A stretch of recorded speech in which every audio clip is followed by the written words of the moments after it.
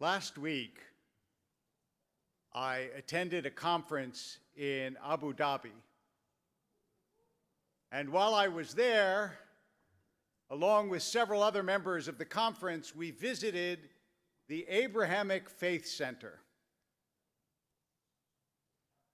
It is this remarkable place where they have in the same complex a synagogue, a church, and a mosque, all three of them exactly the same square footage, so that no religion is privileged above another, and where to get from one to the other, you have to go through a common space, as if to say, although we are three different religions, we meet in one place together, all of us children of Abraham. This place was built after the UAE became a signatory to the Abraham Accords. And so there is a nice synergy with this idea. And then we came to the foundation stone and to the picture when they dedicated the Faith Center. And there in the picture are a few imams and the Pope signing a document. So we said to the guide, "Where are the Jews?" And she said, "Well, there were actually rabbis at the ceremony, but the Jews could not agree on one representative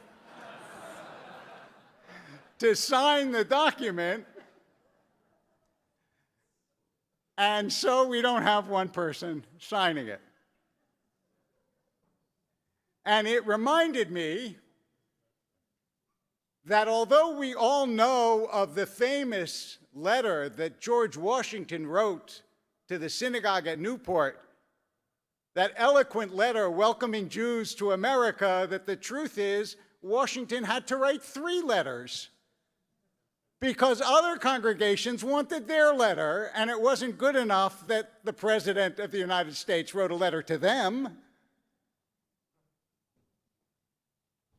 And this tendency in Jewish tradition is not surprising to any of you. It's the oldest Jewish joke about finding a Jew on an island who has built 2 synagogues. And when you say, "Why did you build? You're alone on the island," he said, "Well, this one I attend, and that one I would never set foot in."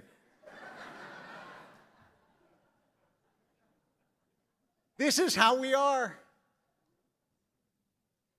From our earliest days, they're already struggling in the womb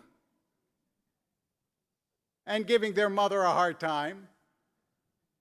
And then we break off into different peoples.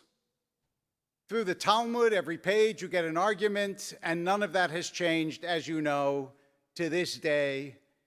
If you want to see a contentious body of people, just go to the Knesset, where they yell at each other and scream at each other, and you would think that they were mortal enemies and actually not part of the same governing body. And all of this was what I was thinking about, knowing that I would be speaking this morning, when I read something that showed me the other side that puts this in a different light.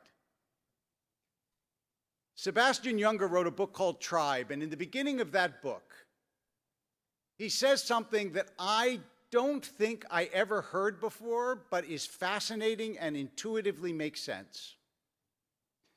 He said, in the early years of America, when there were wars between the Europeans who had come to America and the American Indians, we have multiple testimonies to the fact that many Europeans, thousands of them in fact, defected to the tribal life of the American Indians, and virtually no American Indians ever became European Christians. And in fact, when Indians were captured, at the first opportunity they ran back to the tribe. When Christians were captured, And given the opportunity to return, they tended to stay with the Indians. And you ask yourself why. And I realized that what I was reading was one of the secrets. There are others, and to hear the others, you will have to attend my conversation with Shmuel Rosner after services. But I was hearing one of the secrets of the preservation of the Jewish people. Because you realize that all the explanations for what we are, a people, a religion, an ethnicity, all those are Western categories, but we are older than the West. And what we really started out as you see this morning, is a tribe. And the principal characteristic of a tribe is that they take care of each other. The reason that the tribe maintained its people was because they knew once you were in the tribe, you were safe. That other people would fight for you. And in fact, he says, there was a saying on the plains that the most dangerous person was a wounded Navajo warrior, because he would do anything to make sure that his fellow Navajos would be safe, and they would do anything to try to make him safe. And I realized I've had this experience with the Jewish people. I remember years ago when non-Jewish friends of mine called me because they'd known that I had had a brain tumor. And they said that someone in their family had a brain tumor, and what should they do? And I said, you should call this doctor and this doctor.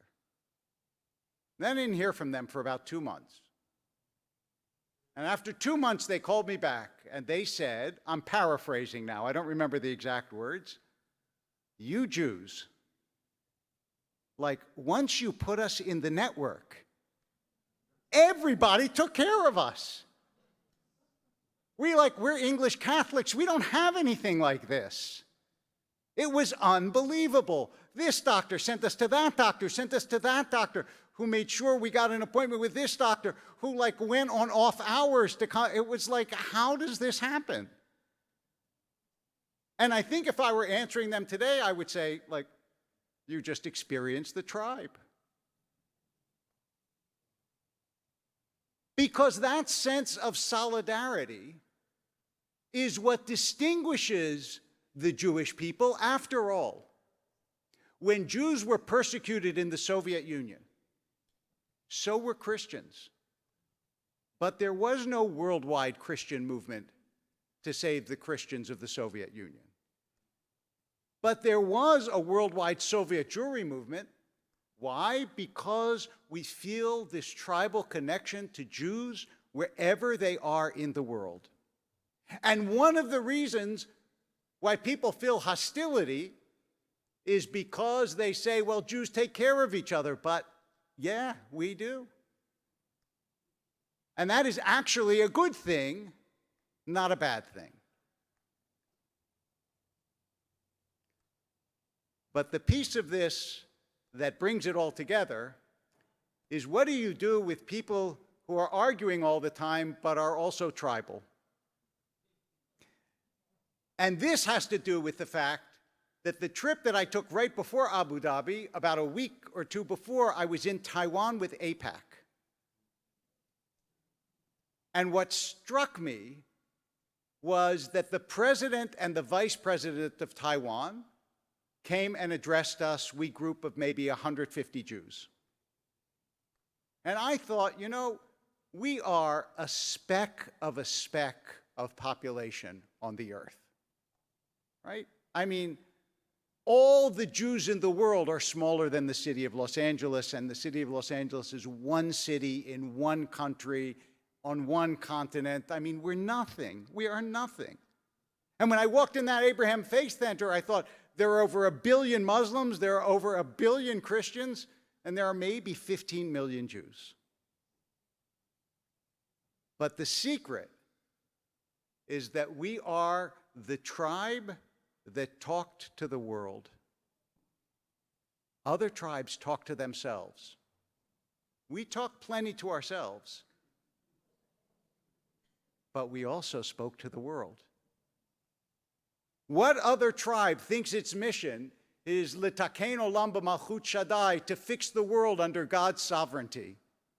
What chutzpah! Like, there are only a few of us. What are we doing fixing the world? But we decided that we would be tribal for the purposes of taking care of ourselves and universal for purposes of helping the world. And unbelievably, the world agreed. You're right, we will listen to you. We'll put your words in front of the United Nations. We'll count you as one of the Abrahamic faiths when we build a center that covers 2 billion people and a couple of Jews. And it all starts this morning. It all starts with Isaac and with Jacob, where you have a tribe like other tribes, because Ishmael will be a tribe and Esau will be a tribe. But the tribe of Isaac and Jacob decided that they would be a tribe that would speak to the world and tell the world truths about itself. And thousands of years later, the world is still listening. And the Jews, we're still talking. Shabbat shalom.